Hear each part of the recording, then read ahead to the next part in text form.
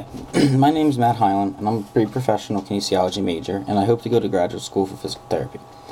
I've also always been interested in diet and physical activity, which has led me to my research. The problem I'm going to address today is that a significant amount of Americans do not get the recommended amount of exercise to increase their likelihood of good health.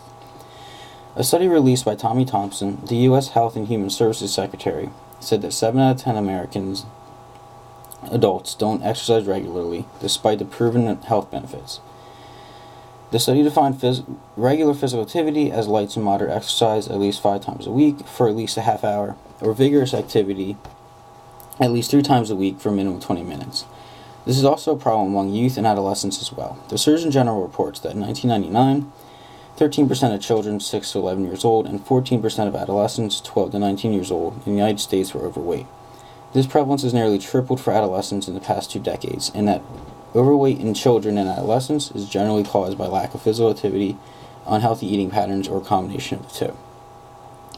Americans' inability to get the proper amount of physical activity can lead to overweight and obesity, which is in turn unhealthy and associated with many health risks. It is estimated that 55% of the adult population in the United States is either obese or overweight, and obesity substantially increases an individual's risks of suffering from chronic diseases such as hypertension, coronary artery disease, and diabetes. Given these overwhelming health risks, it would seem that getting the proper amount of exercise would be an obvious decision for most people to engage in. However, this obviously doesn't seem to be the case. The problem doesn't seem to be lack of knowledge that exercise or physical activity is needed, but rather that people don't have the ability, motivation, or amount of time to get the recommended amounts of exercise. So my proposal is to address this is to instead help people focus more heavily on diet rather than exercise to lower their weight and thus decrease the unwanted health risks associated with overweight and obesity. I'm not proposing to advise people to stop working out or dissuade them from trying to get the recommended physical activity levels that are required, but rather I'm proposing to put the main focus on diet as a more attainable means to use as a mode of losing weight and or being healthy. As many in this room probably already know, the key to weight loss is burning more calories than you consume. Because 3,500 calories equals about 1 pound of fat, you need to burn 3,500 calories more than you take in to lose a pound. So if you were to cut 500 calories from your diet each day, you'd lose about 1 pound a week, which to do so by exercise alone can be quite difficult for many adults. According to the Mayo Clinic, for most people it's probably too difficult to eliminate the amount of calories through exercise that you could through dieting. And that's why cutting calories through dieting is generally more effective for weight loss, and that objective analysis shows that cuts in calorie consumption add up faster than increases in exercise. For example, studies show that a combination of smaller portions and changes in what we eat can easily add up to reduce calorie consumption by 500 daily, whereas burning an extra 500 calories can be a daunting target via exercise.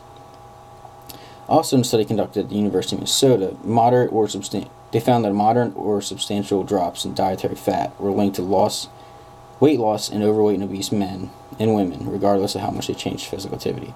So, to put it in perspective, if a 130-pound person were to run 5 miles per hour for an hour, which is about a 12-minute mile pace, they would burn 472 calories. If a 155-pound person would burn 563 calories, a 180-pound person 654 calories, and a 205-pound person would burn about 745 calories.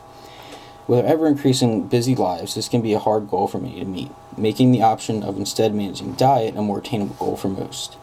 It will be much easier for, say, a mother of 3 to manage her diet, which takes essentially no time out of her busy day, rather than having to take an hour out of her day to run or burn the calories by exercise alone.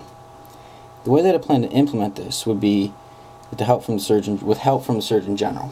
With the resources from the Surgeon General, we can increase the awareness of the ability for diet to be an easier option for many to lose weight.